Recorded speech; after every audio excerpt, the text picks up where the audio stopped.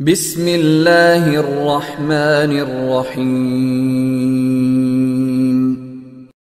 السلام علیکم ورحمۃ اللہ وبرکاتہ۔ الحمد للہ حمدا کثیرا طیبا مبارکا فیہ، والصلاة والسلام علی سید المرسلین محمد وآلہ وصحبہ اجمعین، اما بعد۔ حاضرین و ناظرین، یہ درس قرآن نمبر 131 ہے، اور آج سورۃ البقرہ کی صرف ایک آیت کی تلاوت اور تشریح کی جائے گی، آیت نمبر 158۔ اعوذ باللہ من الشیطان الرجیم، بسم اللہ الرحمن الرحیم۔ ان الصفا والمروة من شعائر اللہ، فمن حج البيت أو اعتمر فلا جناح عليه أن يطوف بهما، ومن تطوع خيرا فإن الله شاكر عليم۔ صدق اللہ العظیم۔ لفظی ترجمہ یوں ہے، ان الصفا والمروہ، بے شک صفا اور مروہ، من شعائر اللہ، اللہ کی نشانیوں میں سے ہیں۔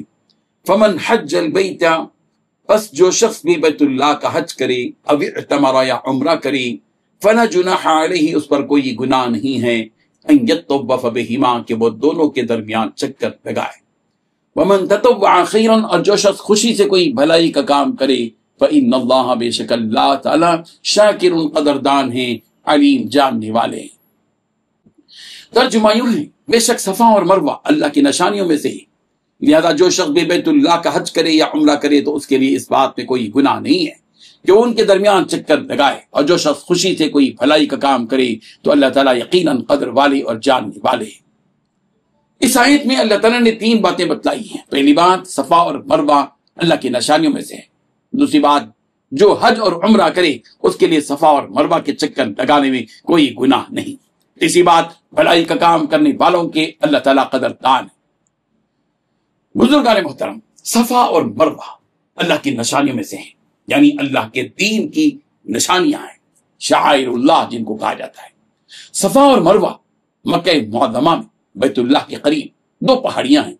صفا سے مروہ کے مقابلے میں زیادہ قریب ہے، صفا کی پہاڑی مروہ کے مقابلے میں زیادہ قریب ہے۔ جب حضرت ابراہیم علیہ السلام اپنی اہلیہ حضرت حاجرہ رضی اللہ عنہا کو اپنے دودھ پیتے بیٹے حضرت اسماعیل علیہ السلام کے ساتھ بیت اللہ کے پاس چھوڑ کر چلے گئے تو حضرت حاجرہ رضی اللہ عنہا پانی کی تلاش میں ان 2 پہاڑیوں یعنی صفا اور مروہ کے درمیان دوڑی تھی، اور 7 مرتبہ ایسا ہی کیا تھا۔ ان 2 پہاڑیوں کے درمیان سعی کرنا حج اور عمرے میں واجب قرار دیا گیا۔ صفا اور مروہ کے درمیان سعی حج کے مناسک میں بھی شامل کر دیا گیا۔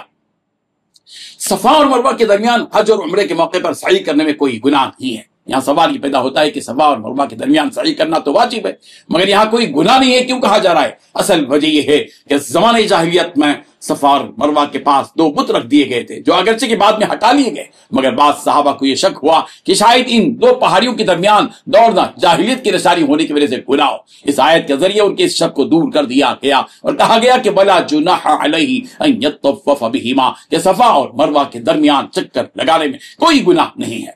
تیسری بات یہ بتلائی گئی کہ جو شخص خوشی سے بھلائی کا کوئی کام کرتا ہے تو اللہ تعالیٰ اس کے کام کے یقیناً قدردان ہے۔ یہاں یہ بات ذہن میں رہے کہ اللہ تعالیٰ کی صفتوں میں سے ایک اہم صفت یہ بھی ہے کہ وہ شکور ہے۔ شکور کے معنی قدردان کے ہیں۔ اللہ تعالیٰ اپنے بندوں کی محنت، ریاضت و عبادت کی قدردانی کرتے ہیں۔ ایسا ہرگز نہیں ہوتا کہ کوئی بندہ اخلاص و للہیت کے ساتھ کوئی نیک عمل اس کی رضا کے لیے کرے اور اللہ تعالیٰ اس کے عمل کو ضائع کر دے۔ ان اللہ لا یضیع اجر المحسنین، حقیقت یہ ہے کہ اللہ تعالیٰ نیکوکاروں کے اجر کو ضائع نہیں کرتے۔ ہم جو بھی عمل کریں اس امید و احساس کے ساتھ عمل کریں کہ اللہ تعالیٰ ہمارے اس عمل کے اجر کو ہمارے اخلاص کے بقدر بڑھاتے ہیں اور اس کا اپنی شایع نشان پورا اجر بھی عطا فرماتے ہیں۔